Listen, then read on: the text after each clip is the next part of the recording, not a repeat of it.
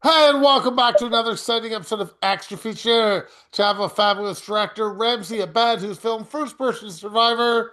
It's available on Tubi and probably a bunch of other places, but he'll tell you about that It's later.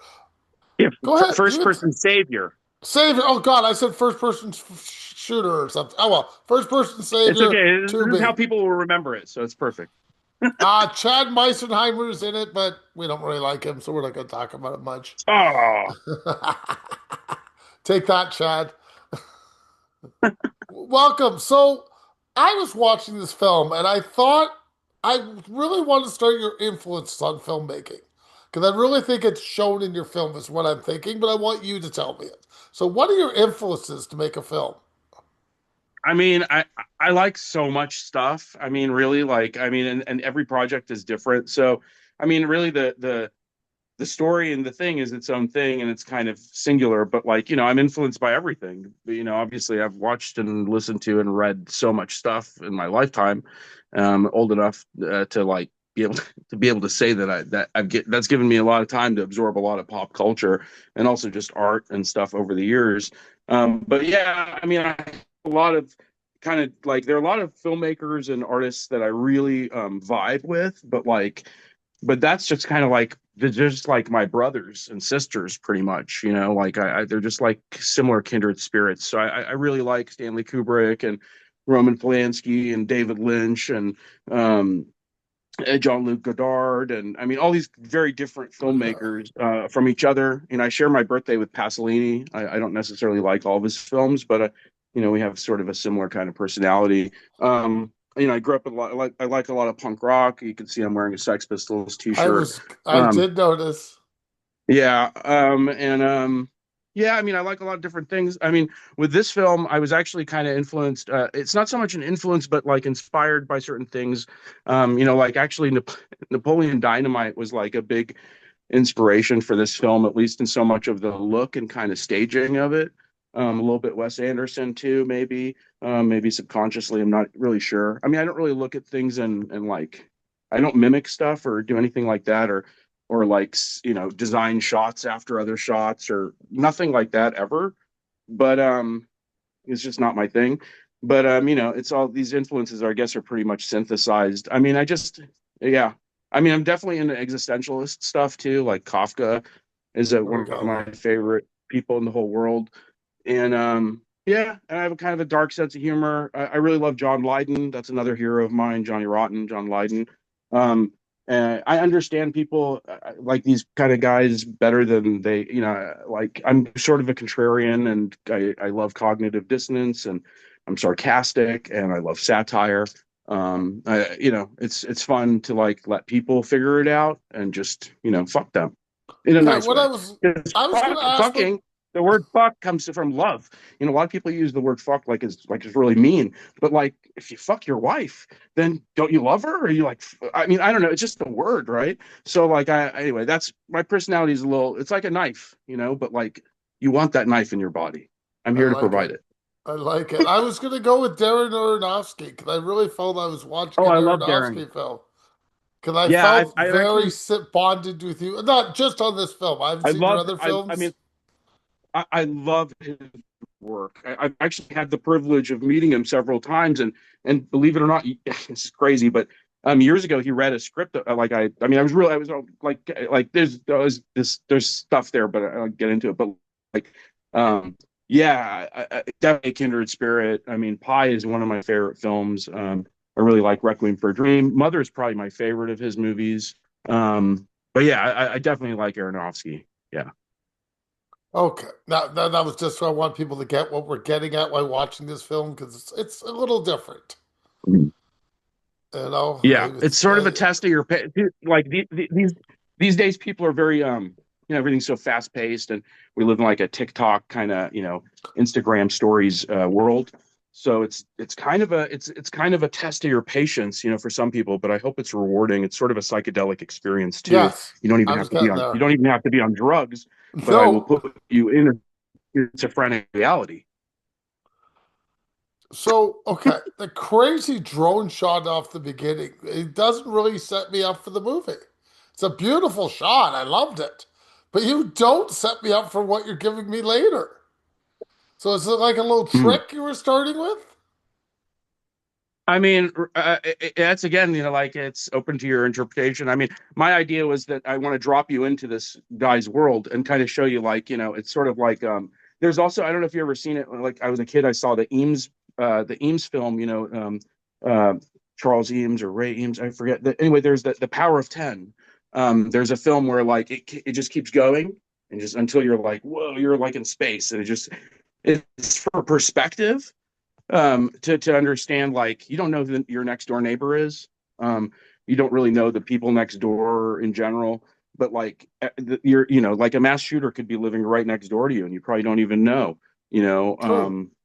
and uh and so it's kind of like showing how it's sort of like it's a God's eye perspective, to for lack of a better way to put it, so that it's just kind of like, here we are, let's go down and see what this guy's life is all about, and then at the end it just goes right back out. And plus the film is Yes. kind of in a loop. I don't want to explain much about it, but like, it's open to your interpretation, as to when this is happening, if it's happening, is it all in his head, is he just meditating? Did this happen over a year period? Is it a week? That's all up to you. You're smart. I like it. I like that answer. That's a lot. Now, the shopping cart. You have a scene with the shopping cart, and you Mm-hmm. make I'm gonna say John because that's the actor's name, so I don't think I'm ruining anything. You make him walk back and forth, back and forth. Now, I have two questions. Was the shop? Did you place the shopping cart, or did you find it? And did you just loop your shot over and over and over again? I yeah, I don't know. All I could say is like, yeah, that's what I wanted. Okay, that's fine. I accept that as an answer. Yeah. But yeah, the shopping cart is great. And yeah, it just kind of, I mean, there's all these little itty bitty things, like it's actually, we shot it, some of the parts around Christmas. So you can't really see it, but like, there's like Christmas decorations in houses, and there's like little things, but, just setting up a world. So just make it, so that it doesn't feel too much like it's here in California. It could be anywhere. Oh, I thought it could be in Detroit. Yeah. Like I really felt it was more of a Detroit setting just by the way it felt. Even Cool. though I know it was shot in California, just because the Yeah. one of the actors you have in it. If he Yeah. wasn't there, I would have no idea. Yeah. And that's just No, because that's I know perfect. the That's so person, so great. I know. So I'll give you that. I I also want to look at the bus when you go on the bus seats. Oh yeah. Are those all guerrilla shooting? I mean, I'm sure you didn't have a permit to be on a bus.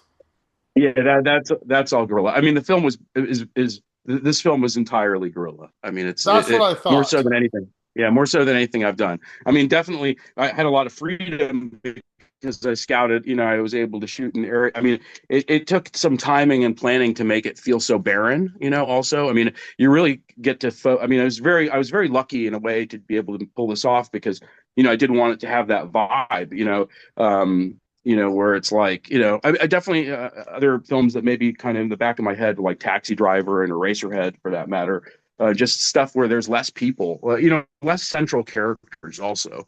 Um, yeah, so you can just kind of focus on the main guy, you know. So let's before we go on, I do want to do the steep driveway location. Did you find Oh that yeah, just on a fluke, or you knew where that was? Man, that driveway looks like it goes up to the heavens. yeah.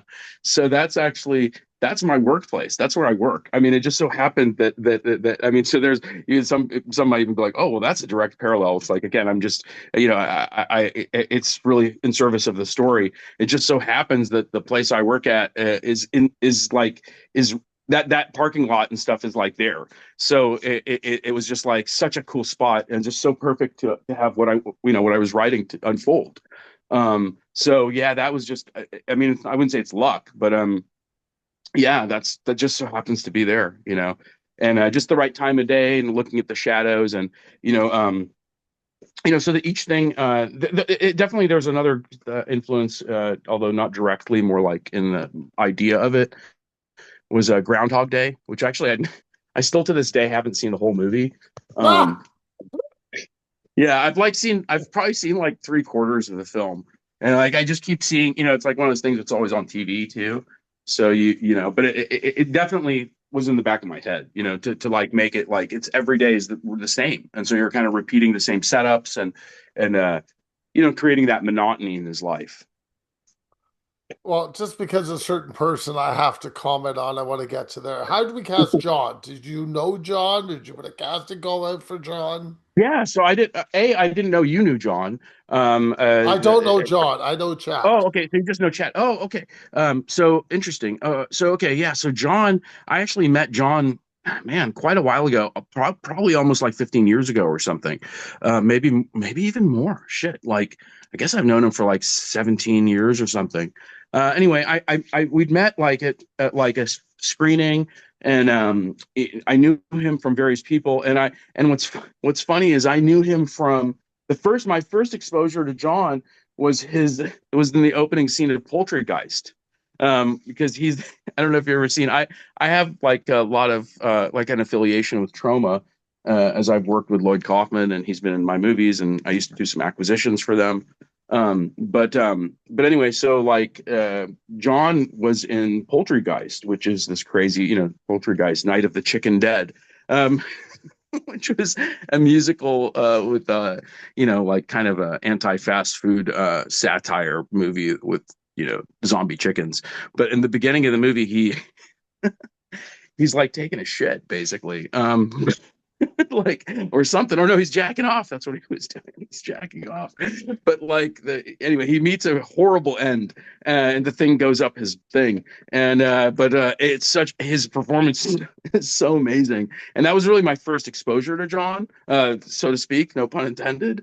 Um, but I then I'd see him. He was in lots of friends films and films from distributors and people that I knew, and I like almost pretty much always playing silly stuff and like really crazy roles, and generally like either like a tiny role or a supporting character, but never a lead. And so man, it was just like so perfect. I again in the back of my head, I'd seen oh God, is it Pruitt Taylor Vince? I think from the movie Heavy from years ago, which is I really like that movie, and I think it was just a look and a feel of that John has. And I knew him personally, and so I knew that like even though he's mostly done just really silly comedic roles, in a lot of horror movies too. I was just like, this guy has the chops, and I knew he was a real actor, like that he was actually an actor. So that's all I needed to know. I don't really audition people or anything like that. I'm like, okay, let's go. I See, also work with non-actors a lot. so is that why you have Chad Beisenheimer in your film as a non-actor? So that's sort of, I mean, actually, it's weird. It's sort of similar kind of thing where it's like it's just somebody that I've always wanted to put in a movie. And Chad is always would always almost like he was like, maybe he was like daring me or like tasking me to do it. Like it's just, I'm one of those guys that like when actors, I mean, this is if anybody watches this podcast, maybe they'll be like, oh, what? But yeah, I'm really one of those guys who like, if an actor like wants to be in my film, yeah, okay, let's do it. That's It great. becomes if there's the right role, if the role comes to be, yeah, you'll get the call, and then it's up to you if you want to actually do it. But yeah, I thought Chad was. I've always liked Chad. I think he has a great sensibility. I'd seen him in just little things, and I mainly admired the fact that he was, like doing the comic stuff. He doesn't do it so much anymore, but like I still consider him sort of a comedian or something. I don't know what I consider Chad. Definitely some sort of artist, comic artist. But yeah, it was fun. It was really cool, and they had such a good. There's such a good chemistry between the two of them, and like they're just goofy and funny, and it helps. It kind of helps, give some comic relief to the film. Okay. You have Chad in a certain part of the film. He has different cups all the time, and Mhm. he has different shirts all the time. Mhm. Was that his idea or your idea? No, I mean, it's my idea in the, these are different days. So time's going by, like, kind of the same sentiment, same feeling, but it's the same, it's same old, but, it can't be the exact same thing. Except with John, he kind of he sort of almost wears like a uniform, Yes. you know. But but yeah, yeah. So yeah, those are all my ideas. I felt while I was sitting in the film and watching this part, I wanted to sing. I felt that this is when my dream was starting. As I watch scenes Mhm, unfold and we revisit scenes, I'm like, okay. And that's where the Aronofsky started to come in for me. And I was like, I'm mhm, definitely on a surreal plane of some kind now. I got to mhm. stop trying to. Do you want the viewer to stop reading into your film and just sort of? This is when I started taking it in after the first scene of that, and I started getting Mhm. what you were doing. I'm like, okay, is that what you want the viewer to do? Just sort of just mellow out at this point and just take it in. Stop trying to look Yeah, for something. absolutely. I mean, I definitely want you to, I want the viewer to just, hey, I mean, with all of my films, really, like, it sounds like a weird thing to say, but like, I'm ready for you to press stop and stop watching it anytime. That's fine. Oh So no, never my stop. mission is to pack it in, to pack it in as much as possible and give you that experience so that, so I want you to watch the whole fucking Okay, movie. good, But, good. but, but if you can't, I want to leave an impression so that you either love me or hate me, like the film, don't like it, whatever. You're never going to be completely middle of the road about it. And if you are, Oh, somehow that even that will somehow be stuck in your craw or whatever. Like it's very important that I put people through an experience. And for me, that's the most fun. Like I really do, when I make a movie, I do it kind of for myself. Like in that, like I enjoy it. Like I have to be able to watch this movie 100 times, if possible. Not that I want to watch it 100 times, but like, yeah. So like, it's like a theme park. Like for me, movies, my favorite kind of films are like you're talking about Aronofsky, and we talked about some of these other filmmakers. Like Kubrick's a great example. Even Christopher Nolan. I mean, it probably won't surprise you if I tell you that I mean, I don't like all of his movies, honestly. I really like some of them, but my favorite Christopher Nolan movie, like hands down, is Tenet. Like, fuck I all the knew it. other shit. I could Tenet. have guessed that one because it's exactly like yours. Yeah. So that's my vibe. It But makes yeah, I perfect mean, sense to me. I it would totally make sense. Absolutely. thank you. But that being said, that some and see, the fun of this is that somebody hears this and they're like, "Well, fuck, I'm never gonna watch your shit." Hey, you can go fucking watch Giggly or Glitter or like fucking The Expendables Part 10, whatever you Oh, fucking want to watch. Just fuck off and don't watch my film. Thank you. okay. I appreciate you saying, but the people gotta understand. People do watch your movies because they're on my show. So I do independent movies because I like them. I like people that Yeah, no, challenge it's me. cool. I like you I'm guys no, I'm doing not. different things. So guys, Yeah, please watch his none of film. that was mean spirited. I'm happy Okay, good. when I say, "Hey, go get the." I talk like anybody talks. I might not be from the East Coast, but whatever. It's all good. I just want people to know that I have watched the whole film. I did watch it all. Okay, the location of John's room is He's a very brave man, important. by the way, people. Yeah, John's room, where is it, or where? Whose room is it really? we're in that room right now. Oh, so it's your room. It's one of my rooms. Yeah, it's It a doesn't room. look It's anything the main like what I room that I'm watched in. in the film. You must have set Yeah, dressed it. I mean, there's the TV. There you go. Oh, now I see it. Yes, now I can see it. I mean, it's changed a little bit, but it's the same. The Oh, TV's in the same spot, that's for sure. you have it so dark though in the room, Yeah, and I'm trying to think. I felt I was yeah, getting because it was sucked lit. into it. Go ahead. Yeah, because we were using lighting. It wasn't just the lights that are in the room. You know what I mean? It was we sculpted the way that the light looks in the room for sure, and I use crazy filters and stuff. But yeah, When a certain person comes to visit, I'm really getting a poltergeist vibe at that point. I love that movie. Yeah, I felt the colors were like that. I felt like I don't want to ruin anything. I felt more was going to happen than did in that room, if that makes sense. But a lot of stuff does happen. yeah, I'm trying yeah, to be as vague as I can. Can I kind of yeah. ruin No, it's something if I cool. say something? Yeah, I don't. I mean, the idea is always to be playing, sort of like to keep you on your. I mean, so if you're watching this movie and you actually are engaged, I want you to continue to be engaged. And that being said, I don't want it to always be exactly what you expect it to be, because the movie is going somewhere specific. So yeah, but yeah, yeah, that was really fun, and I definitely did not. think of that, but I mean, I love Poltergeist. I haven't watched it in so long, but that's definitely one of my favorite, like, definitely my one of my favorite horror films. Honestly, I love that movie, especially like the first half of the movie. And once everything starts happening and stuff, it's just amazing. And the tree stuff and that's just so cool. Okay, the yes monkey sticker. Yeah, that that was just random. I just I saw that was there, and it was just so perfect because I was like, that it's kind of being mean, but it's kind of like he's that monkey. He's just like, and then it shows him standing there next to the shot, so you realize like, yeah, just subservient. I don't know. It was also something that vibes with the kind of punk kind of aesthetic to the film. So it's just like, yeah, if I see sometimes if I see something just like, at the location or where we're shooting, like, oh, I should put that in the film. Yeah, I don't even know who that artist is that made that. The Abe box sludge. Huh? There's an Abe. I put an Abe box lunch was in the drink. It's in the thing. Where's it from? There is something in the scene with a box lunch. It looks like maybe it's a lunch Oh yeah, box. yeah, yeah. He's eating It's hard for burgers. me Yeah, to tell. yeah, it's a bunch of burgers. He's chowing down on some hamburgers. Those are some great hamburgers. Those are In-N-Out burgers. Okay, so you made up the wrapping then.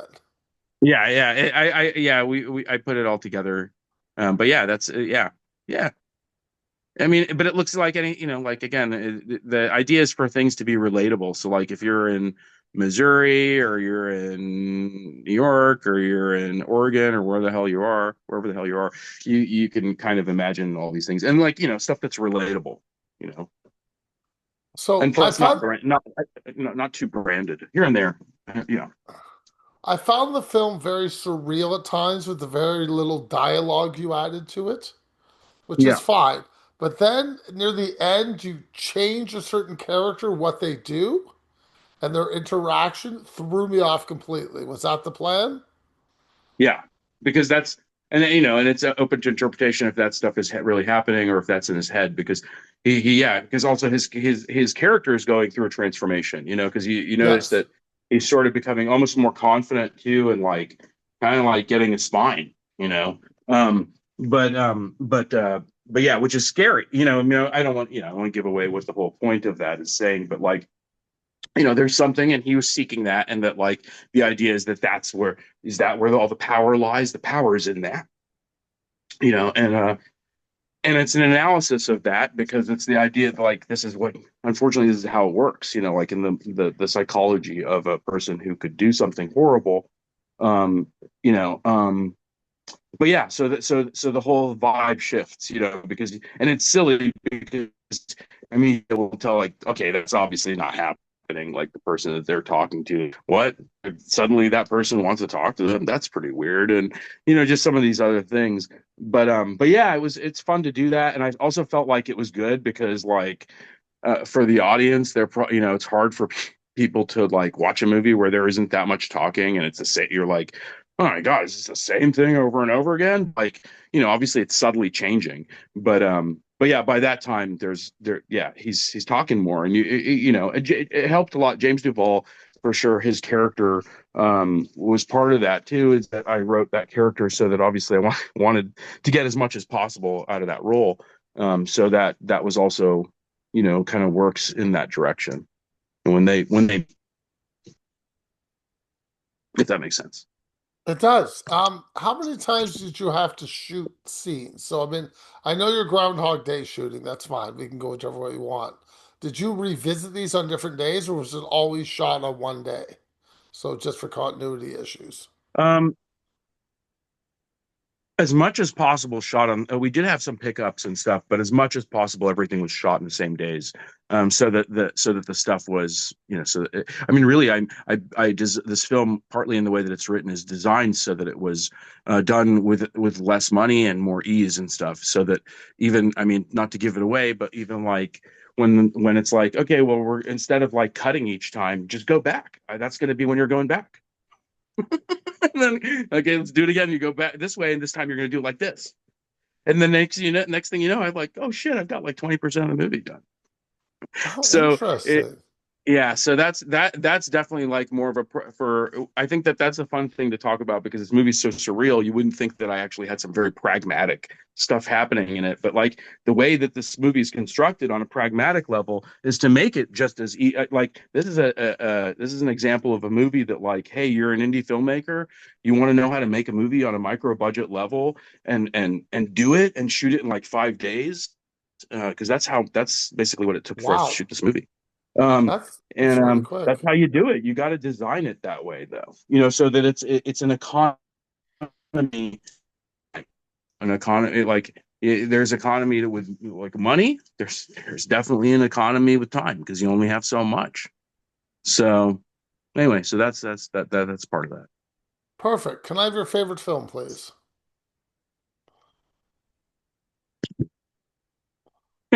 It's probably, I mean, honestly, probably It's a Wonderful Life. Um, Wow. I really I love am that movie. shocked by that Yeah. answer. You're, And seriously, well, that movie has everything in it. Like my, just like how my movies different genres. Like all my films are like kind of multi-genre. Dude, that movie's a horror film. That movie's a yep, thriller. It's you're a correct. slapstick comedy. It's science fiction. It starts in fucking space. You got angels talking. It has experimental techniques where they do freeze frames and they did stuff that Tarantino does fucking way later in Pulp Fiction and shit. They did that stuff then with freeze frames and then talking hip casting where they cast the little rascals and stuff like I mean there that movie is fucking brilliant. The fact that it was basically a failure and then later grew into a cult classic, like every single thing about that movie is like beyond perfect. It's just the best. Your favorite place to visit in California? I don't know. I mean, I love LA. I love Los Angeles. That So counts. anywhere, anywhere in LA. Yeah, I mean, it's my favorite. It's really my favorite place in the whole world. Because it's so rich in complexity. Like if the whole, if, and I think a lot of people outside of LA don't know this or don't understand this, and there's a lot of hate thrown at California, of course, politics, whatever aside, doesn't matter to me because LA is a microcosm of the whole fucking planet. Like if the whole planet disappeared and like it just LA remained, it would be like the entire Earth and just with a smaller population. Um, the problems that are here, the hypocrisy, the good and the bad, the incredible disparate differences between the two. How wonderful it feels though here, the weather, the light, even how that's changing now with climate change. I love the whole ride of being here. It's just, yeah, I love LA. I mean, I've been a lot of places in this world, but I really like Los Angeles. But yeah, I and the people have are to really cool. They're nice. I have to So, ask because you're wearing a Sex Pistol shirt makes me happy. uh, Your favorite oh yeah. punk band?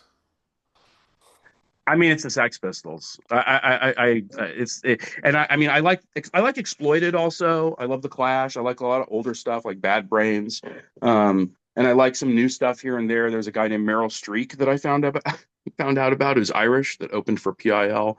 That's Oh, brilliant. But definitely Sex Pistols. I'm a huge John Lydon fan, so PIL, especially early PIL, is huge for me. His lyrics and stuff with the Sex Pistols. That's why I love them. I mean, the songs mean stuff. And I love that he can like you might not get him, and he'll just be like fuck you. I'll say the opposite of what you want me to say and make you hate me, so that I can make you maybe do the right thing. He's really brilliant at playing the villain.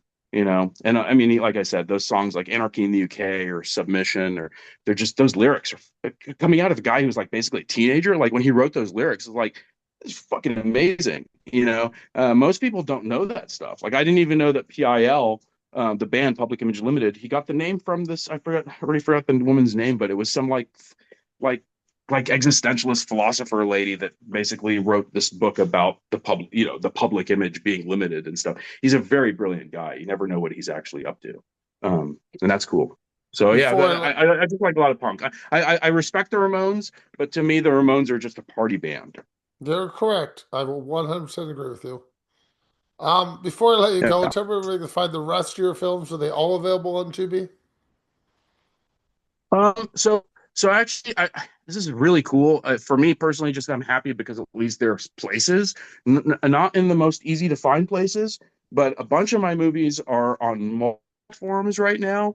Um, I do have the most stuff on Tubi, probably, or at least that's the most easily accessible and known streaming platform. I got First Person Savior is on Tubi, The Devil's Muse is on Tubi, In a Spiral State is on Tubi, and a film of mine called Telephone World is on Tubi. However, Bloodstream, which is a new streaming platform that I think is they're still fixing it up, and it's live. It's got a lot of great stuff on it, and it's growing. But it's called Bloodstream TV, and that's like the first place in my life that they dedicated a thing with like the films of Ramzi Abed. So like I have a bunch more stuff on there, including a new film, my new movie, this one, of course, First Person Savior. Another film called I Am an Alien, which has Mark Borchardt from American Movie and Coven in it, and Dennis Woodruff, who passed away, God rest his soul, is like a legend here in Hollywood.